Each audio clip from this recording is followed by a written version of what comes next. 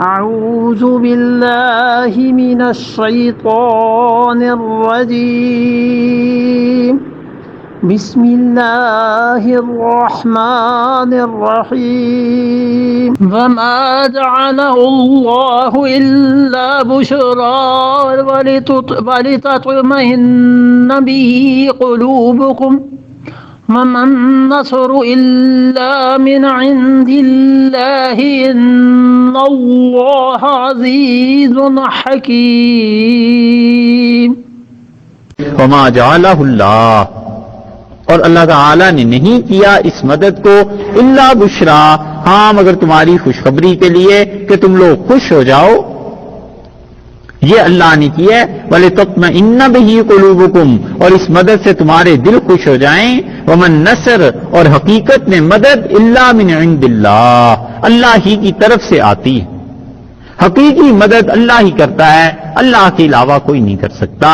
یہ جتنے واسطے اور وسیلے تھے فرشتوں کے، یہ تو اس لیے بھیج دیے تھے تاکہ تم لوگ خوش ہو جاؤ، تمہیں اطمینان رہے کہ اللہ کی مدد تمہارے لیے نازل ہو رہی ہے، وگرنہ حقیقی مدد تو اللہ ہی کی ہے۔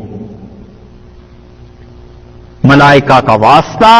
کتنا ہی لطیف کیوں نہ ہو، لیکن واسطہ بہرحال واسطہ ہی ہے۔ اللہ نے کہا اصل مدد تو ہم کرنے والے ہیں،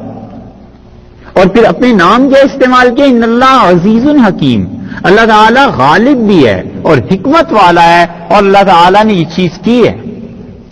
غلبے سے اپنے تمہیں غلبہ دیا ہے، اور حکمت کے ساتھ خدا نے لڑایا ہے۔ اللہ تعالیٰ نے بتایا کہ تم لوگوں نے کیسے لڑنا ہے، خدا کی مدد تمہارے ساتھ اس طرح آئی ہے، فرشتے اس طرح آئے،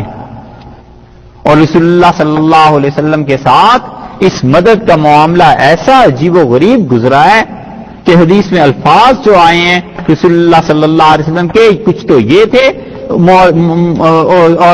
اور یہ سیرت والے اور دعائیں بھی رسول اللہ صلی اللہ علیہ وسلم کی نقل کرتے ہیں۔ وہ کہتے ہیں 17 رمضان کو رسول اللہ صلی اللہ علیہ وسلم نے ہاتھ پھیلا دیے اور آپ نے کہا اللہم ھذہ قریش، اللہ یہ قریش آ گئے ہیں، قد اتت بخیلائھا، اللہ اپنے گھوڑوں کو لے آئے ہیں، اے پروردگار یہ اپنے دوستوں کو لے آئے ہیں، اونٹوں کو لے آئے ہیں، غرور کا سامان ساتھ لے آئے ہیں، تحاول ان تکذب رسولک، اور اللہ یہ اس لیے لے آئے ہیں کہ تیرے رسول کو جھوٹا کریں، اللہ اس لیے آ گئے ہیں کہ تجھے جھوٹا کہیں، اللہم فنصرک الذی وعدتنی، اللہ وہ مدد بھیج دے جس کا تو نے ہم سے وعدہ کیا تھا، اللہ اس مدد کو نازل کر دے آج، اللہ یہ سارے اس لیے آئے ہیں کہ مجھے جھوٹا قرار دیں، اللہم ان تہلک ھذہ العصابہ، اور اللہ آج یہ مٹھی بھر جماعت جو میرے ساتھ ہے اگر یہ پٹ گئے، خدا بندہ لا توبت، پھر تیری عبادت دنیا میں نہیں ہوگی، پھر تیری توحید، تیرا پیغام، تیری بات کرنے والا کوئی نہیں رہے گا۔ حضرت ابوبکر رضی اللہ عنہ پہ یہ جو چیز طاری ہو گئی تھی کہ یہی چیز تھی کہ رسول اللہ صلی اللہ علیہ وسلم نے مانگا ہی اس ڈر سے۔ ایک جگہ آیا ہے کہ حضرت صلی اللہ علیہ وسلم نے اس سے بھی زیادہ شدید الفاظ میں اللہ سے دعا مانگی، اور آپ نے فرمایا اللہم ان شئت لم تعبد، اللہ اگر آپ چاہتے ہیں کہ آپ کی عبادت دنیا میں آئندہ نہ ہو پھر ایسے ہی کر لیں، پھر پٹ جائیں ہم نہ رہے، خدایا تیری عبادت کبھی نہیں ہوگی۔ حتیٰ کہ رسول اللہ صلی اللہ علیہ وسلم اٹھے ہیں اور عمر رضی اللہ عنہ کہتے ہیں مجھے لے کر چلے، اور مجھ سے فرمایا یہ ہے وہ جگہ جہاں ابو جہل مرے گا،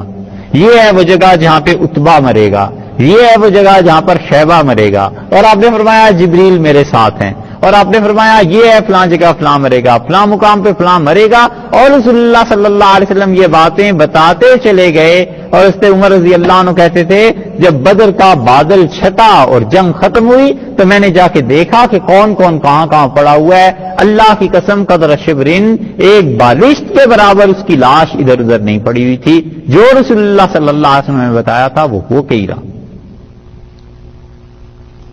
اس لیے اللہ تعالی نے فرمایا کہ اللہ بڑا غالب ہے۔ یہ بدر کا معرکہ ہو کیسے گیا؟ اللہ نے دونوں میں سے ایک چیز کا ان سے وعدہ کیا تھا نا کہ تمہیں دیں گے، اور پھر ہوا یہی کہ اللہ تعالیٰ نے قافلہ وہ ادھر سے گزر گیا تو انہیں ان کے سامنے کر دیا۔ اب رسول اللہ صلی اللہ علیہ وسلم کے سامنے جب یہ لوگ آئے ہیں تو حضرت صلی اللہ علیہ وسلم بار بار پوچھ رہے تھے کہ تم لوگوں کا کیا ارادہ ہے، اور ارادہ اب صحابہ کرام رضی اللہ عنہ جو مہاجر تھے وہ تو تھے ہی تھے. حضرت صلی اللہ علیہ وسلم نے جب بار بار پوچھا تو انصار سمجھ گئے کہ اوہو رسول اللہ صلی اللہ علیہ وسلم کا ارادہ ہمارے متعلق ہے. تو مقداد ابن عمر رضی اللہ عنہ اٹھے, انہوں نے کہا اللہ کے رسول آپ ہماری رائے سننا چاہتے ہیں؟ انزل لما امرک اللہ, لے چلیے جہاں کا اللہ نے آپ کو حکم دیا ہے. وانا معک, ہم آپ کے ساتھ ہیں. اور اللہ کے رسول جہاں آپ چاہیں ہمیں حکم دیں, ہم کبھی بھی آپ سے وہ بات نہیں کہیں گے جو بنی اسرائیل نے حضرت موسیٰ علیہ الصلوۃ والسلام سے کہہ دی تھی کہ جاؤ تم اور تمہارا پروردگار اور لڑو اور ہم یہاں بیٹھے ہیں. وَلَٰكِنِ اذْهَبْ أَنْتَ وَرَبُّكَ, ہم تو یہ کہیں گے کہ اللہ کے رسول آپ چلیے اور جہاں آپ چاہیں ہم آپ کے ساتھ جائیں گے. اور جب تک ہم کہتے ہیں آپ اور آپ کا خدا اور ہم سب جائیں گے, آپ چلیں اور ہم آپ کے ساتھ جانے لڑا دیں گے. اور ایک آنکھ کی پتلی بھی جب تک حرکت کرتی ہے نا, اللہ کے رسول آپ کو نہیں چھوڑا جا سکتا. اسی لیے قرآن نے کہا ہے کہ یہ لوگ اللہ سے ایسے مانگ رہے تھے اور پہلا موقع تھا,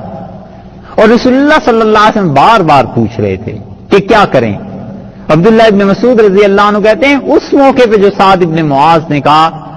تو اتنے خوش ہوئے رسول اللہ صلی اللہ علیہ وسلم سعد کی تقریر سے کہ میرا جی چاہا کہ کاش یہ نیکی یہ سعادت مجھے ملتی.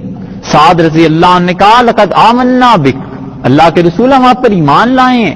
فصدقنا کا, ہم نے آپ کی تصدیق کی ہے. وشہدنا انما جئت بہ هو الحق, اور ہم نے اس کی قسم کھائی ہے کہ جو چیز آپ لے کے آئے ہیں وہ سچ ہے. وَآتَيْنَاكَ عَهُودَنَا وَمَوَاثِيقَنَا عَلَى السَّمْعِ وَالطَّاعَةِ,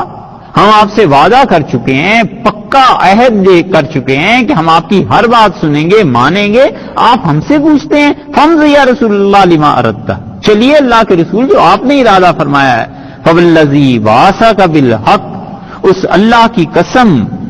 جس پروردگار نے آپ کو سچائی کے ساتھ دنیا میں بھیجا ہے, اگر آپ ہمیں لے جا کر سمندر پر پہنچا دیں اور آپ کہیں کہ اس سمندر میں چھلانگ لگا دو تو ہم آپ کے ساتھ ہیں اور ہم اس میں کود جائیں گے. وما تخلف منا رجل واحد, جو آپ کے ساتھ اس وقت ہیں, خدا کی قسم ایک آدمی بھی ایسا نہیں ہے جو سمندر میں نہ ڈوب جائے جس کا آپ حکم دیں. اور آپ فرماتے ہیں کہ ہم چلیں,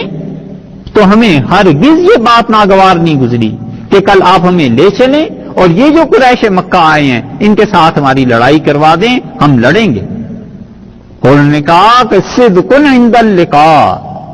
اللہ کے رسول ایسے ثابت قدم رہیں گے ہم جنگ میں, مقابلے میں اتنی سچے آپ پر فدا ہو جائیں گے کہ بعید نہیں ہے اللہ ہماری وجہ سے سب کچھ وہ آپ کو دکھا دے جس سے آپ کی آنکھیں ٹھنڈی ہو جائیں اور آپ ہم سے راضی رہیں, آپ ہم سے خوش ہوں. ہم وہ کچھ کر کے دکھا دیں گے آپ کو کل, آپ چلیں تو صحیح.